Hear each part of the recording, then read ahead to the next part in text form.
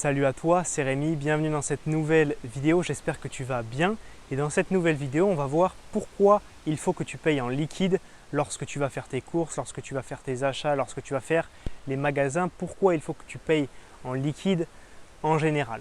Alors personnellement, je paye énormément en liquide, c'est pour moi un des piliers d'avoir une bonne gestion financière, une bonne santé financière, dépenser moins, savoir ce que l'on dépense et ce genre de choses-là. Donc c'est pour ça justement que je te fais une série de vidéos à ce sujet et je me sens bien seul lorsque je paye mon resto en liquide, lorsque je paye mes courses en liquide quand je suis dans un magasin par rapport aux gens qui m'entourent, à mon entourage, mes amis, ma famille. Je me sens bien seul et pourtant je pense que c'est une très bonne habitude à prendre pour avoir une bonne gestion financière. Ce qu'il se passe, c'est que maintenant tout est dématérialisé. Tu as tes cartes bleues, tu peux payer sans contact, tu peux même payer 2 € en carte bleue. Avant, je pense que tu pouvais payer jusqu'à 3 000 € en liquide dans un magasin, alors que maintenant, tu peux payer que jusqu'à 1 000 € en liquide. Au-delà, c'est interdit. Donc pourquoi l'État a fait ce genre de règles-là?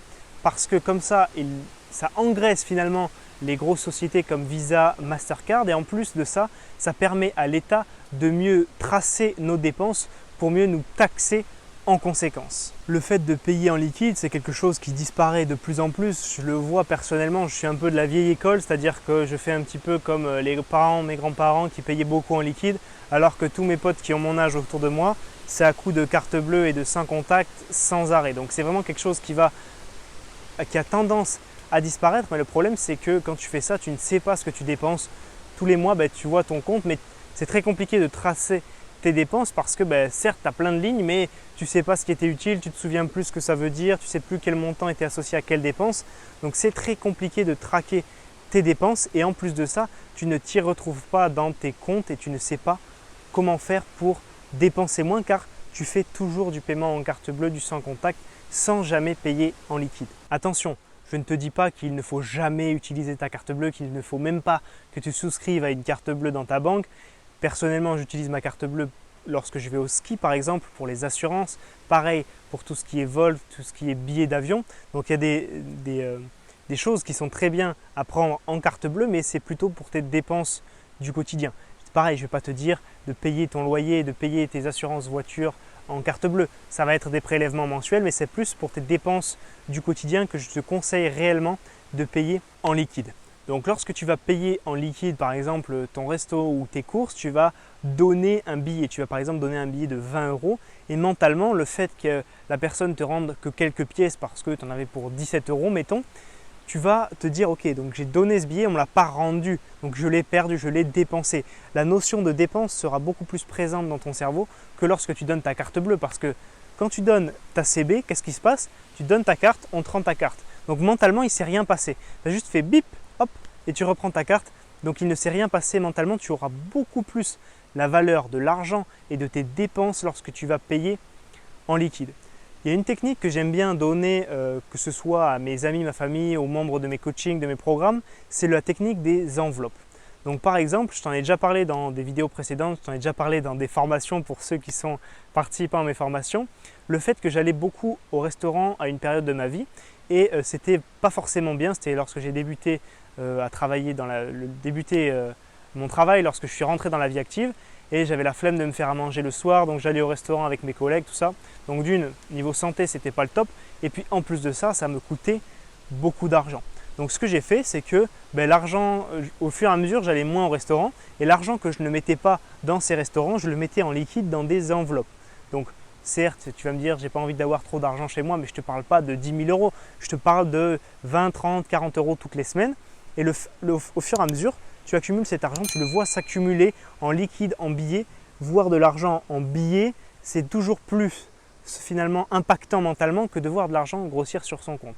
Bien sûr, je ne vais pas te dire de garder 500, 1000, 2000 € en liquide chez toi. Une fois que ton enveloppe a bien gonflé, tu peux la déposer à la banque, la mettre sur ton compte, par exemple ton compte voyage.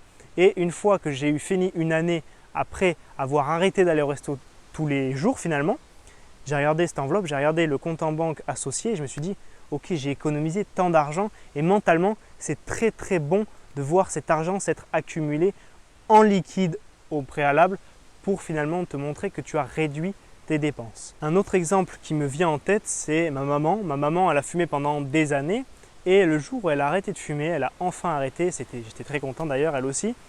Elle fumait environ 2 paquets par semaine, donc environ 15 euros. À cette époque-là, c'était 7 euros le paquet de cigarettes.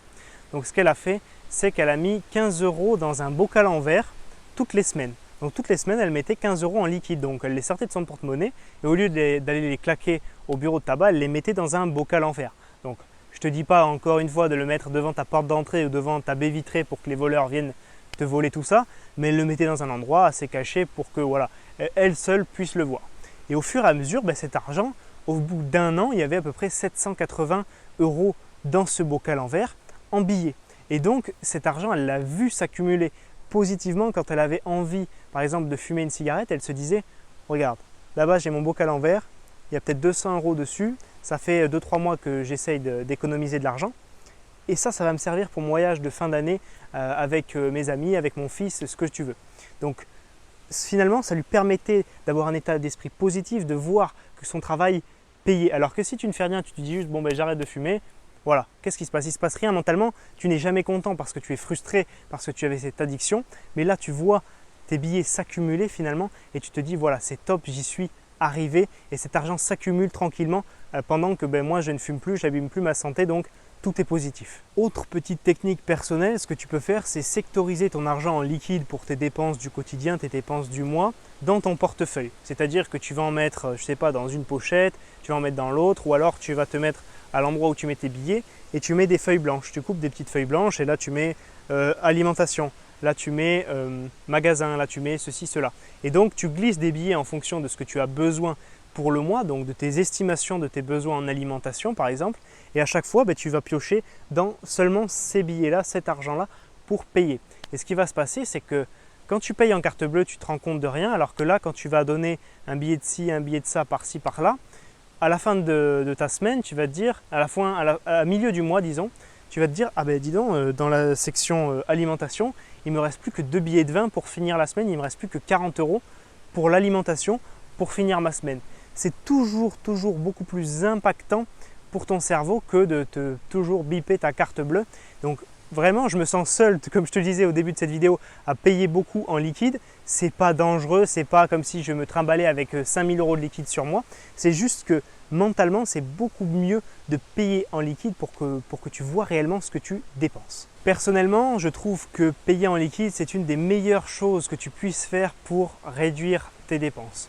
Et si maintenant tu te demandes concrètement comment faire pour améliorer ta santé financière, que tu as envie que je t'aide à améliorer ta santé financière et ta situation financière, ce que j'ai fait, c'est que j'ai créé un cadeau pour toi.